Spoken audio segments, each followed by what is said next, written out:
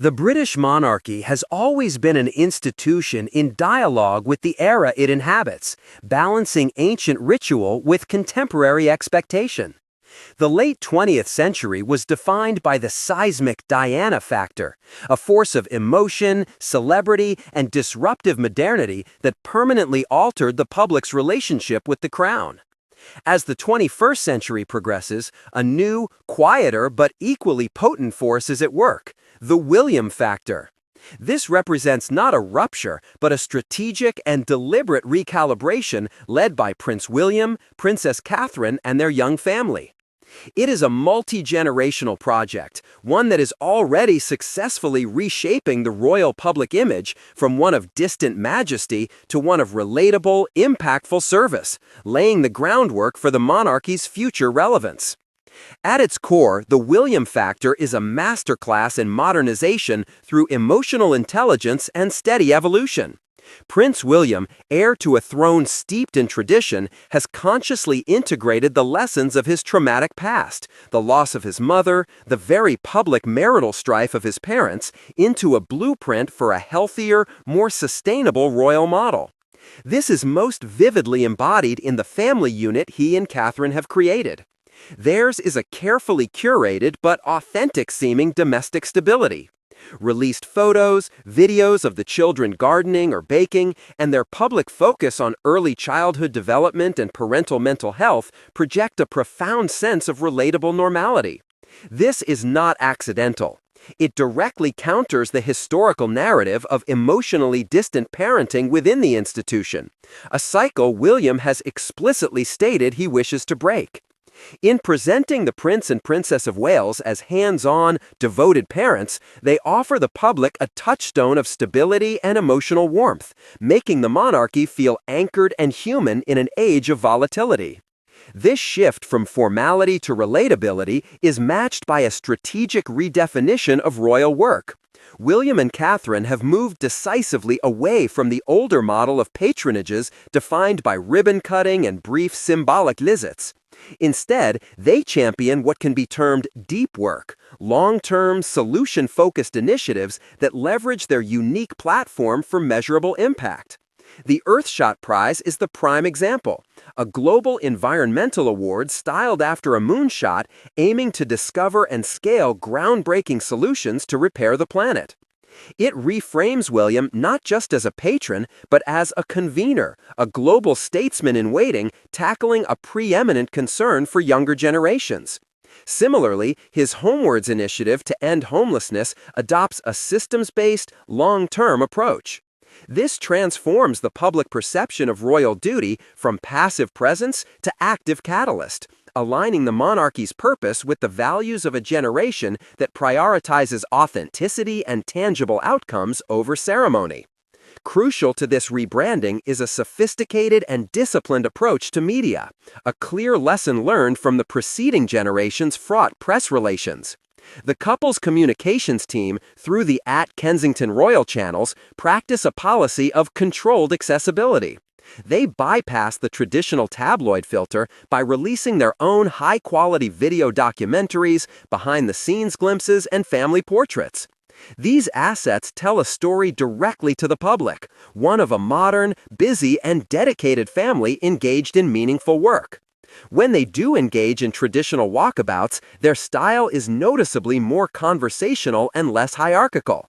Catherine's renowned listening ears posture and William's ease in diverse settings, from a homeless shelter to a climate tech summit, project an approachability that feels genuine because it is backed by substantive engagement. The William factor is inextricably amplified by the Catherine effect. The Princess of Wales has undergone a meticulously paced evolution into a global icon of modern royalty.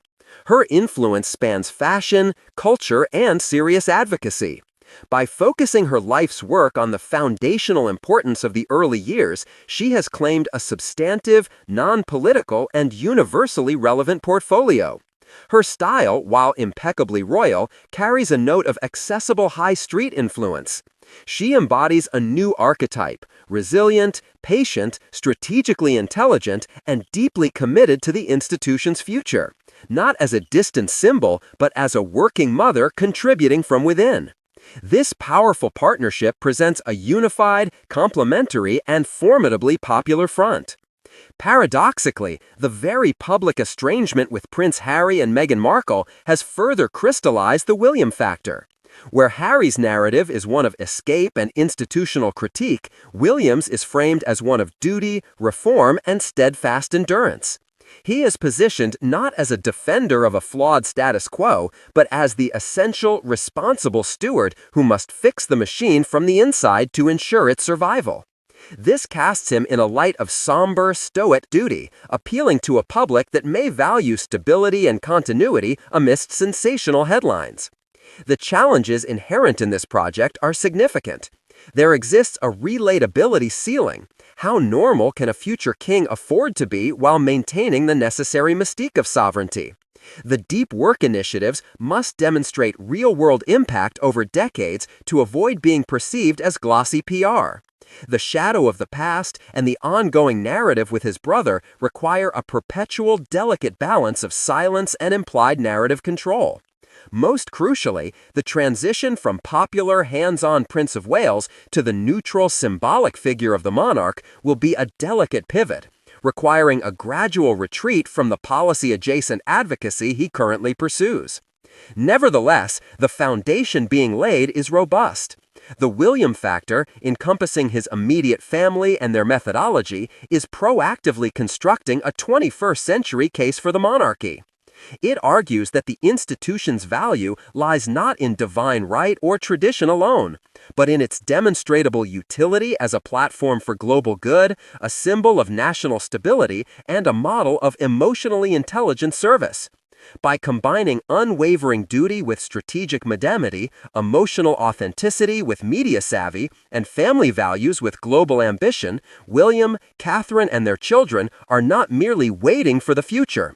They are meticulously, deliberately building it, ensuring that when the crown passes, it will rest upon a foundation already reshaped for the world to come. The impact of the William factor extends beyond the immediate family, sending ripples through the entire institution and redefining the roles of other members.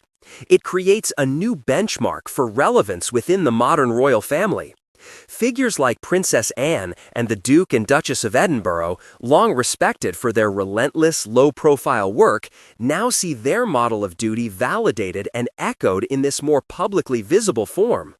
Conversely, it subtly marginalizes those who do not or cannot conform to this ethos of substantive, visible service, reinforcing a hierarchy based on output and public contribution as much as birth order.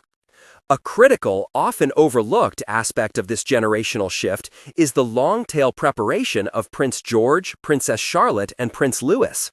Their public appearances, though infrequent and tightly managed, are integral to the narrative. They are being introduced not as distant, untouchable royal children, but as young individuals with personalities.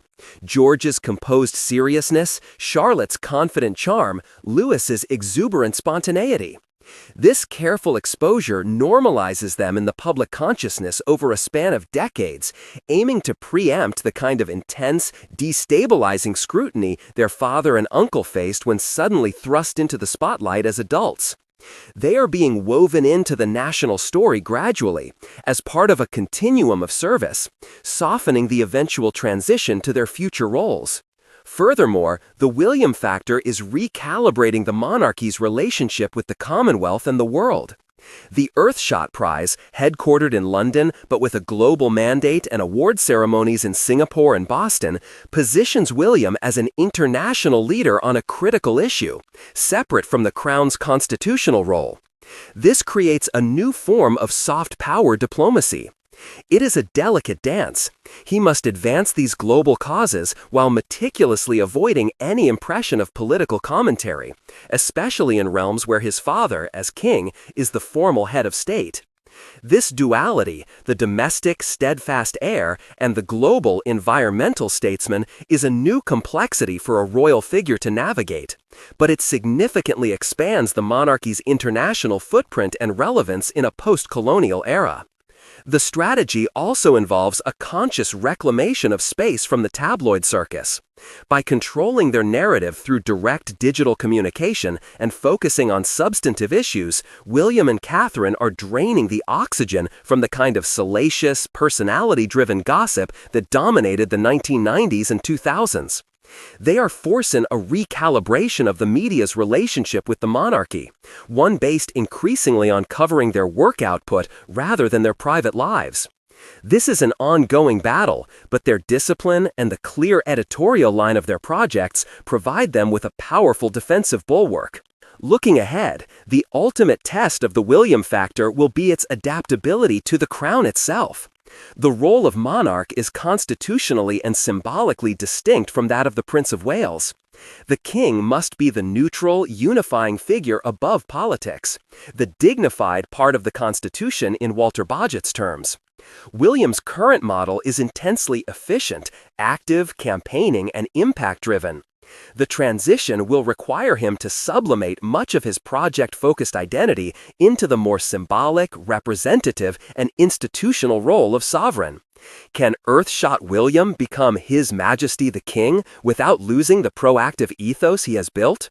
The likely evolution is that these causes will become embedded within the monarchy's broader charitable infrastructure, championed by the next generation, George and Charlotte, while William himself ascends to a more Olympian plane, his personal brand absorbed into the institution he embodies.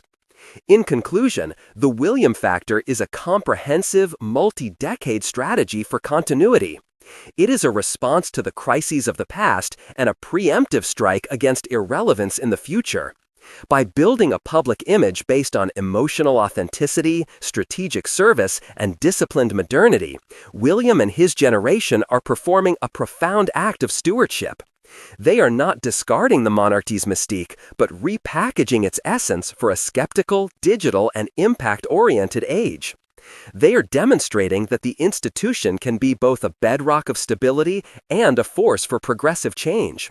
The final shape of this new monarchy remains to be set, but the mold is being set now, not in the distant future when the crown changes heads. The next generation is not just waiting in the wings, they are actively, deliberately, and successfully rebuilding the stage upon which they will one day perform.